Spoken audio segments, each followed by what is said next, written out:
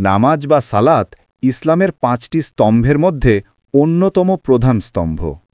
এটি কেবল একটি ইবাদত নয়, বরং মানুষের জীবন, শরীর, মন এবং সমাজে এর বহুবিধ উপকারিতা রয়েছে। নামাজের উপকারিতাকে প্রধানত ৩টি ভাগে ভাগ করে আলোচনা করা যেতে পারে। ১. আধ্যাত্মিক ও মানসিক উপকারিতা। ২. শারীরিক উপকারিতা এবং ৩. সামাজিক উপকারিতা। ১. আধ্যাত্মিক ও মানসিক উপকারিতা।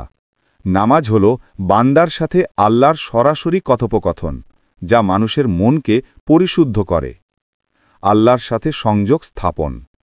নামাজ হল আল্লাহর সাথে বান্দার সরাসরি যোগাযোগের মাধ্যম। এর মাধ্যমে বান্দা নিজেকে আল্লাহর কাছে সমর্পণ করে এবং মানসিক প্রশান্তি লাভ করে।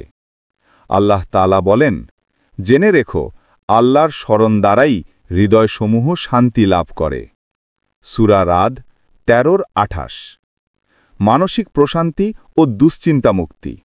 নামাজের মাধ্যমে মানুষ দৈনন্দিন জীবনের দুশ্চিন্তা ও চাপ থেকে মুক্তি পায়। ধ্যান বা মেডিটেশনের মতোই এটি মনকে কেন্দ্রীভূত করে, যা অস্থিরতা দূর করে। চরিত্র গঠন ও পাপ থেকে বিরত থাকা।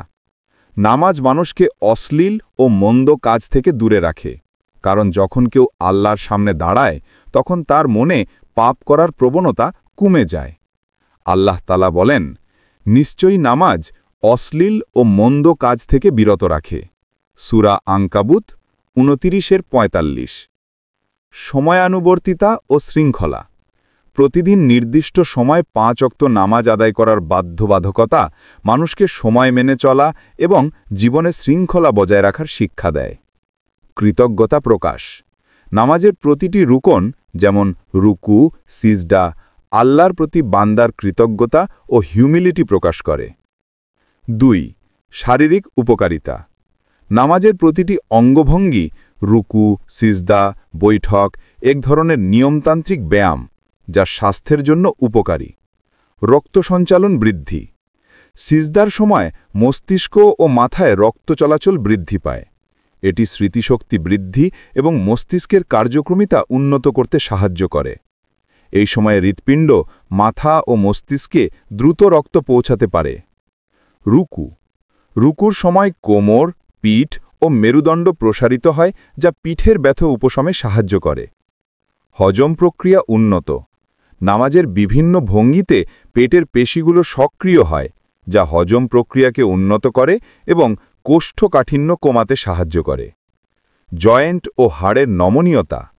নামাজে বারবার ওঠা বসা এবং নড়াচড়ার কারণে শরীরের প্রায় সমস্ত জয়েন্ট ও অস্থি সন্ধিগুলো সক্রিয় থাকে, যা তাদের নমনীয়তা বজায় রাখে এবং বাত রোগের ঝুঁকি কমায়। রক্তচাপ নিয়ন্ত্রণ। নামাজের পূর্বে অজু করার সময় দেহের কিছু নির্দিষ্ট অংশে, যেমন মুখ ও হাত পায়ে ঠান্ডা পানি ব্যবহার করা হয়, যা স্নায়ুতন্ত্রকে শান্ত করে এবং রক্তচাপ নিয়ন্ত্রণে সাহায্য করে। ৩. সামাজিক উপকারিতা।